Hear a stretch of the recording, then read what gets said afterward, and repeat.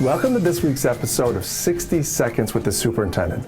Well, this week I'm at Chapman Elementary School in 5th grade in Mr. Zahar's class to learn more about an outstanding project that he put on and his kids took part in, studying national parks, integrating social studies and other subjects, and culminating all with a great experience for other kids to see what they learned. Let's take a look.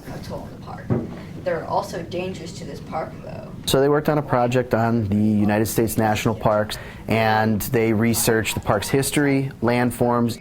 They incorporated it into an essay, along with ecosystems, which they learned in science, and landforms and geography that they learned in social studies. So it was a project that encompassed a lot of skills that we had taught them this year.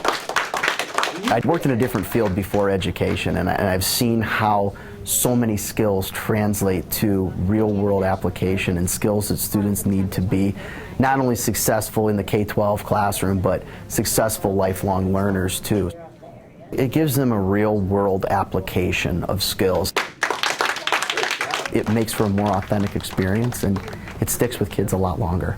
They had to write a research paper, which was essential because it gathered information. It taught them how to evaluate sources. It taught them how to use sources that are authentic.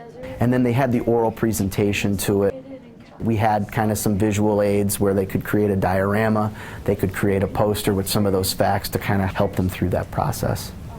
So often when you assign something, sometimes the student and you are the only ones that see their work. Kids, especially when they work so hard on something, they want someone else to see it other than their teacher. Having your parents see it, having other students see it, having other teachers and other people and friends' families see it. You have that sort of motivation where they can look at like, well, hey, so many people are going to see this. I should put this time into it. When you have that authentic learning experience, again, outside the four walls of the classroom, it gives students a different skill set that maybe they wouldn't obtain otherwise. When parents and other people and other stakeholders are involved, it really takes the project and takes education to the next level. Students are being creative, they're being innovative, they're thinking about things on a global level. Well, I had a parent tell me today that they're going to take their kid to the park they researched. My park was Badlands National Park in South Dakota. One of the coolest parts of presenting to my classmates was helping them understand the different parts of nature in national parks. My park is Yosemite. My favorite part about this project was designing the diorama because it was fun to be creative and try and think of ways to create something that looked like the national park. I studied Denali National Park in Alaska. I had a plan in the beginning. I would paint the mountain and then I would add like a mini river, and then I would snow and grass, like 2 different sections, and then animals.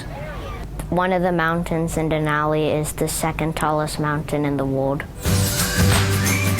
There's 63 parks in the United States. 90% of them, most kids have never heard of before they set foot in a classroom. And I think it's just so cool because the park system does a nice job promoting education, and I think it's a great way for us to kind of take something that's a cornerstone of our country and bring it to our classroom. So not only did our students get to learn something new, but they were able to integrate those durable skills, those model Mustang competencies of being innovative and empowered and collaborative, to learn to build even cool projects like this, and to have their parents come in and celebrate the great work they've done. As always, thanks for watching, and go make it a great Mustang week.